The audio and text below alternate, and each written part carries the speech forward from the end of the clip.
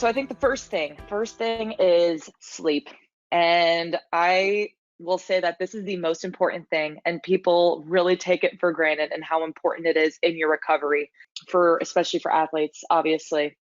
A lot of the times, especially when we're traveling, it's hard to stay in your rhythm and stay in your routine. But especially when we're with the USA volleyball team, we are traveling and we are attempting to get on a schedule as quick as possible. For my routine, I try to be in bed by 9 p.m. every night, whether it is a weekend, whether it is, I think, getting your athletes into a schedule and sticking to that routine is so important because it's so easy to get out of it.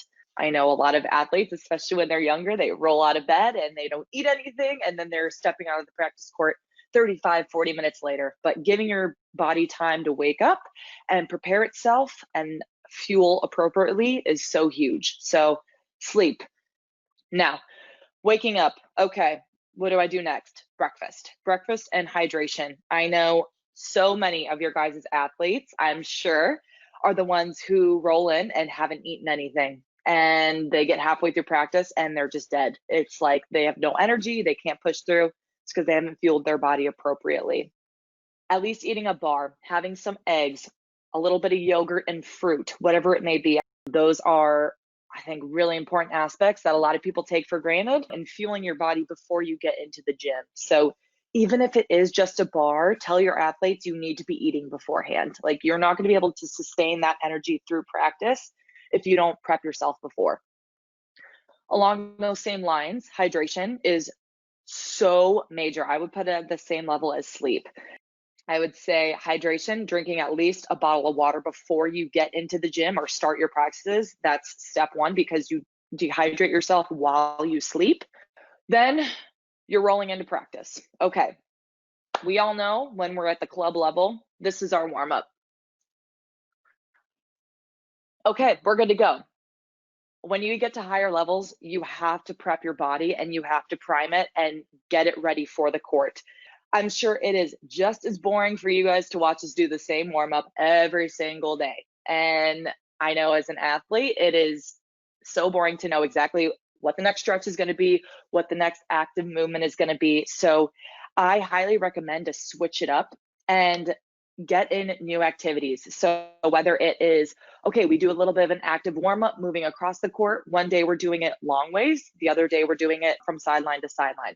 We'll do knockout. So everyone grab a volleyball and you start bouncing the ball and you go and knock each other's ball out. Then you move it to volleyball. So you're either setting or passing the ball. And of course it's a basketball drill, but translating that into volleyball. And that can be another way people warm up. Really being creative with your warm-ups and using and utilizing those, making sure that there is both active warm-ups with movement, and there can also be some, of course, standing in place, normal stretches, but being active and moving is going to be way more effective. Now, going through practice, we're hydrating, we're having a little snack. End of practice, everyone's exhausted, we're tired, we kind of just want to get out of the gym. It's been a long day, right? After that, that's when we try and flip the brain off. This goes into a little bit more on the mental wellness side of things, and you don't want to be obsessing over this all day, every single day. It is exhausting, and that's going to lead to burnout. So finding ways to detach yourself from practice or a match or whatever just happened, and giving yourself that time to think freely and kind of do things other than volleyball, that is so huge. And I know especially at times like this where we're not really playing volleyball, we're not in our teams, we're not able to connect how we want to, really giving your teams and your athletes the freedom to explore other, I guess, avenues and hobbies.